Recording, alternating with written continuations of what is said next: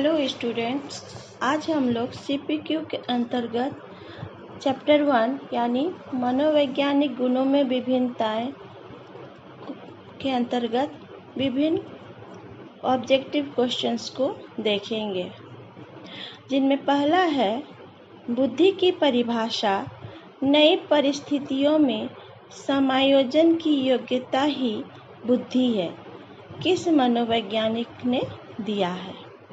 इसका ऑप्शन है A Buckingham, B Terman, C Wechsler, D Stern. तो इसका आंसर होगा डी स्टर्न। सेकंड, बुद्धि की योग्यता, बुद्धि सीखने की योग्यता है, किसने कहा? ए Buckingham, B Terman, C Wechsler, D Stern. तो इसका आंसर होगा ए बकिंघम। बकिंघम ने बुद्धि को सीखने की योग्यता माना है।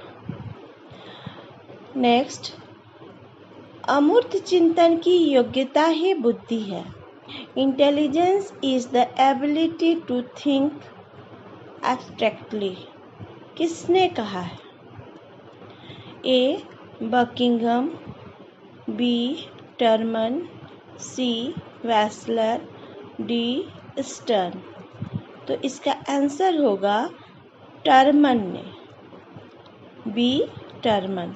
टर्मन ने अमूर्त चिंतन की योग्यता को ही बुद्धि माना है, ability to think abstractly. Okay, then number 4, बुद्धि की निम्नांकित परिभाषाओं में कौन सी विशेषता बुद्धि से संबंधित नहीं है? ए बुद्धि नई परिस्थितियों में समायोजन की योग्यता है, बी बुद्धि सीखने की योग्यता है, सी बुद्धि अमूर्त चिंतन की योग्यता है, डी बुद्धि सूझ द्वारा समस्या समाधान करने की क्षमता है। तो इसका आंसर होगा डी बुद्धि सूझ द्वारा समस्या समाधान करने की क्षमता है, क्योंकि हमने देखा है कि नई परिस्थितियों में समायोजन की योग्यता किसने कहा था? स्टर्न ने कहा था। सीखने की योग्यता किसने कहा था? बुद्धि सीखने की योग्यता है। यह परिभाषा किसने दी थी? बकिंघम ने। बुद्धि अमूर्त चिंतन की योग्यता है, यह परिभाषा टर्मन ने दी थी। ठीक है, तो इस तरह इसका आंसर डी बुद्धि सूझ द्वारा समस्या समाधान की क्षमता है, ये होगा, क्योंकि यह विशेषता बुद्धि से संबंधित नहीं है। नेक्स्ट क्वेश्चन, बुद्धि लब्धि यानी इंटेलिजेंस क्वोशिएंट IQ के संप्रत्यय के सर्वप्रथम किस व्यक्ति ने परिचय कराया? इसमें ऑप्शन है ए बिने, बी साइमन, सी टर्मन और डी कैटल ने। तो इसका आंसर होगा सी टर्मन ने। नेक्स्ट, निम्नलिखित में कौन सा कथन सही है? ए बुद्धि लब्धि बुद्धि का सूचक है, बी बुद्धि लब्धि व्यक्तित्व का सूचक है, सी बुद्धि लब्धि प्रेरणा का सूचक है और डी बुद्धि लब्धि संवेग का सूचक है। तो इसका आंसर होगा ए बुद्धि लब्धि बुद्धि का सूचक है। ठीक है। नेक्स्ट,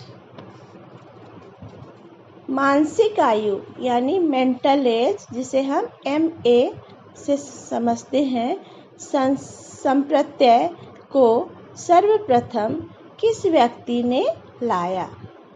इसका ऑप्शन है बीने, ए बीने, बी वॉल्टर, सी मेरिल, डी इनमें से कोई नहीं। तो इसका आंसर होगा ए बीने।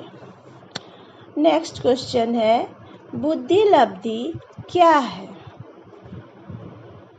इसका ऑप्शन है ए व्यक्ति के बुद्धि परीक्षा में प्राप्त अंक, बी व्यक्ति की मानसिक आयु, सी व्यक्ति की मानसिक आयु और वास्तविक आयु का अनुपात, और डी उपर्युक्त में से कोई नहीं। तो इसका आंसर होगा सी व्यक्ति की मानसिक आयु और वास्तविक आयु का अनुपात। नेक्स्ट, बुद्धि लब्धि को कौन सूत्र मापता है? ए CA/MA into 100, B MA into CA into 100, C 100/CA into MA, D MA/CA into 100। तो इसका आंसर होगा डी MA/CA into 100। हम जानते हैं कि mental as by chronological age को 100 से हम गुना करते हैं, भाग देते हैं, तो जो मिलता है वह बुद्धि लब्धि होता है। नेक्स्ट, यदि किसी छात्र की मानसिक आयु 120 माह यानी 120 हो और उसकी वास्तविक आयु 96 माह हो, तो उसकी बुद्धि लब्धि होगी ए 120, बी 125, सी 110, डी 140। तो इसका आंसर होगा 125। नेक्स्ट, एक सामान्य व्यक्ति का बुद्धि लब्धि विस्तार क्या होता है? ए 110/119, बी 80 से 89,